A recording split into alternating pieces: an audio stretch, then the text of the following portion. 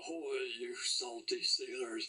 Time to raise anchor and set sail for your best scrawny life. Arrgh. Yes, indeed, it's an anniversary of some kind, because last year, in late summer, I started this channel talking about wind direction and white bass, bait fish movements on Lake Red Rock, and here we are again. The late summer wind, that silver wind, is blowing again. So that's a whole year that you can look back and reference, see what time of year are certain fishing patterns happening, certain mushrooms appearing, all sorts of things like that, plants. Now, what the big deal is about the wind is that it pushes gizzard shad and other bait fish close to shore. And schools of white bass will follow those schools of bait fish into the shallows along the shoreline to feed on them. On this particular day, the wind direction was from the east, and so the wind was hitting the point that's by the ranger station, the eastern side of that point, and also the eastern side of White Breast Point. And so schools of white bass began patrolling those two areas. The point by the ranger station was rather muddy. There's a shallow mud flat there, and I think also some muddier water was getting pushed out of White Breast Creek Arm. So the choice became the eastern side of White Breast Point, and the feeding frenzy was in full swing as I got out of the car, with white bass busting gizzard shad on the surface and gulls diving in. Exactly what I wanted to see. First cast, and I was immediately hooked up with a nice fish.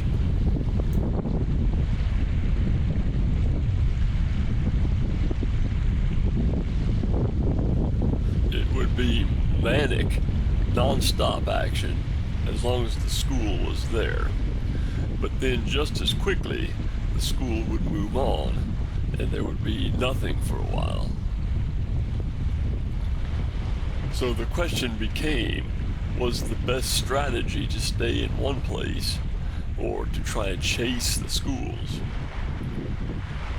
They were moving very quickly. And I had started on, there's a little hook off the dead-end road that comes out of the White Breast camping area. I had started there, and I did try to chase the schools a little bit in the kayak, but they were moving so quickly from place to place that the best strategy actually proved to be, over the course of a few hours, just staying on that little hook at the end of the dead-end road and just waiting for the schools to come through. The lulls between the bursts of action actually allowed me time to experiment with the tackle a little bit, and I settled on an intermediate line, a 5-weight intermediate line on the 9-foot 5-weight rod. I also typically use a Type 3 sinking line, and I found that actually cast a little further on a 6-weight, a 9-foot 6-weight rod. And I experimented with the flies a little bit. I was using a slightly larger streamer hair fly in conjunction with that sinking line and 6-weight rod. And the 5-weight rod with the intermediate line, of course, had the classic Clouser minnow. Both of those outfits have relatively short, heavy leaders, just to be able to cast them into the wind. I mean, if you manage to cast 15, 20 feet into that howling wind, and you have a 10-foot, elegantly tapered, very fine leader, it's just going to blow it right back in your face, and your effective casting distance is only 10 feet, which when they're packed in there and at a real frenzy, that might be enough. But if you could fully unroll it and get out there 30 feet, well, that would be a little bit better. So short, and relatively heavy leaders. When they're in a frenzy, they tend not really to be leader shy. I have not come to that conclusion when fishing through a frenzy of white bass. They'll generally hit whatever you can get in front of their face.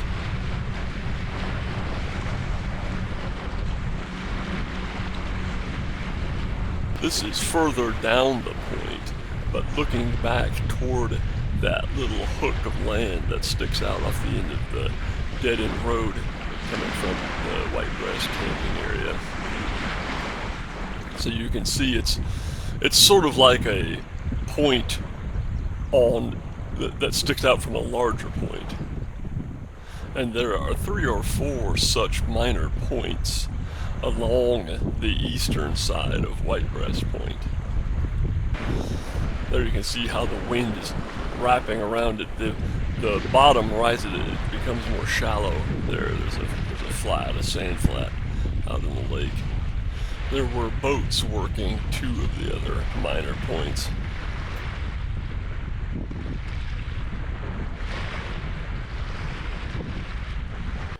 Let's count it down. 1 Mississippi, 2 Mississippi, 3 Mississippi, 4 Mississippi, 5 Mississippi. Fish on. 5 seconds between fish. Yeah, that's a nice one too.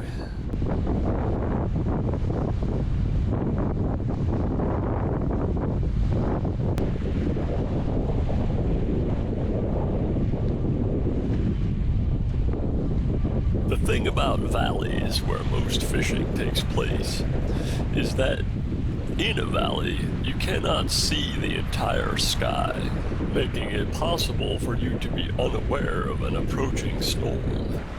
The wandering gull. What if that's not a metaphor? The 2 of us have nowhere to run and no time left to run there. The only thing left to do is hunker down and take the lashing that Mother Nature is about to dish out. Because a solid gray wall of hard rain is coming over White Breast Point. You can see it's already the backs of the coves down by the dam are beginning to disappear. It's right on the other side of White Breast Point. The ranger station and all that has disappeared behind the wall. So I guess that's the end of the fishing for this particular day. Baorangia bicolor is an edible bolete mushroom that breaks the rule of thumb for boletes. It has a reddish-brown cap, bright yellow pores that stain blue, and the stem is also bicolored, or bright yellow on the top and red on the bottom. The stem also has some staining that occurs when it's handled. Here you can see that when the mushroom is cut open, the pores stain blue, but the flesh of the mushroom does not stain. And here's a look at the dark, sort of olive brown spore print. There's a good look at the stem, having that yellow, bright yellow on the top and reddish on the bottom. Somewhat of a staining reaction that occurs when it's handled. And here you can see how the flesh of the mushroom, when cut, does not stain. Attention to detail is important. It's not a beginner's mushroom. So now let's have a little test. So what about this mushroom? It has the yellow pores. It has yellow on the stem, and it stains slightly on the stem. The flesh of the mushroom does not stain when it's cut. But of course, it doesn't have the reddish-brown cap, and it doesn't have the red on the stem. So this is Hemilixinum subglabripes, not Baorangia bicolor.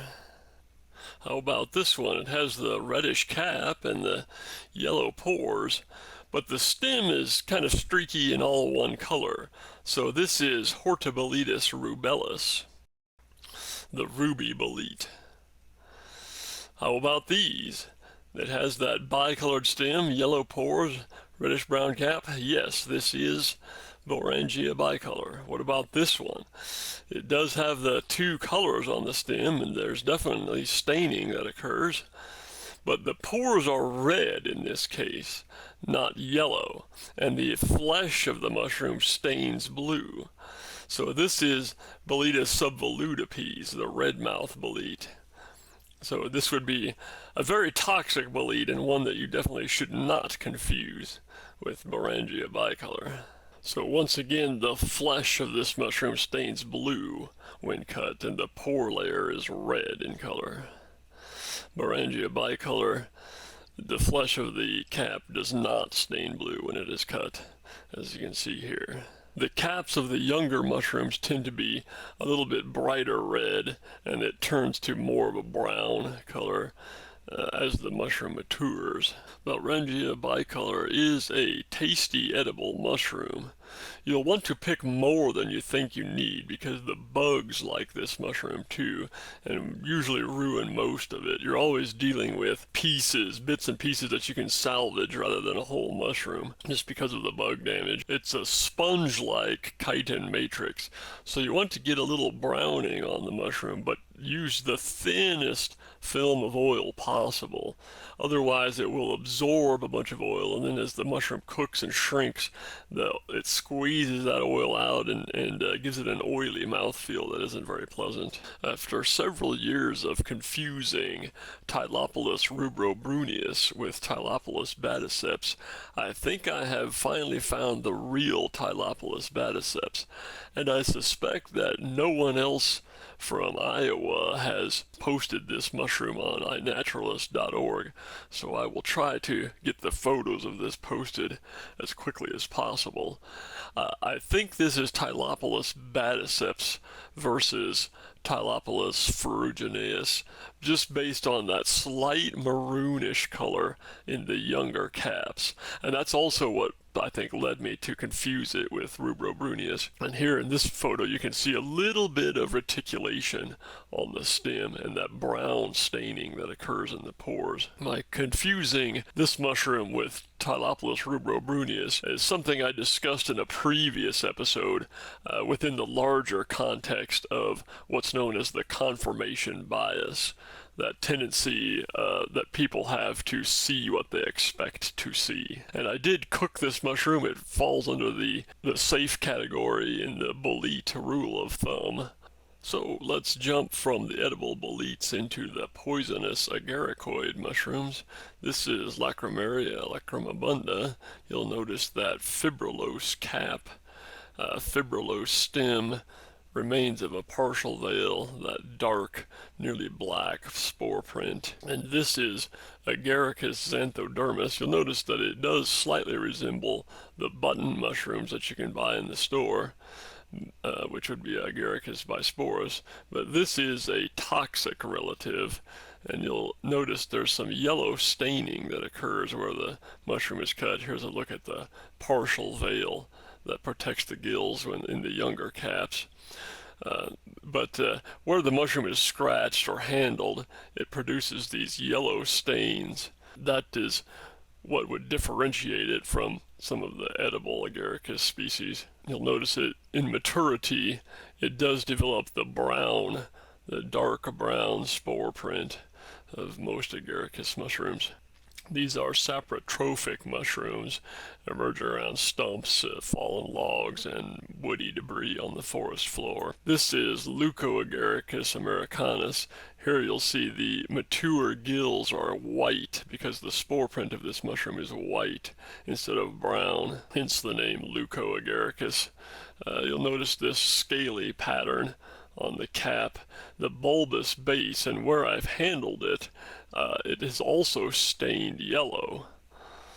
And here where I've sliced it open, you can see that yellow stains have also occurred. These are also saprotrophs that once pictured here were emerging around an old stump, but I have seen them emerging from wood chips as well.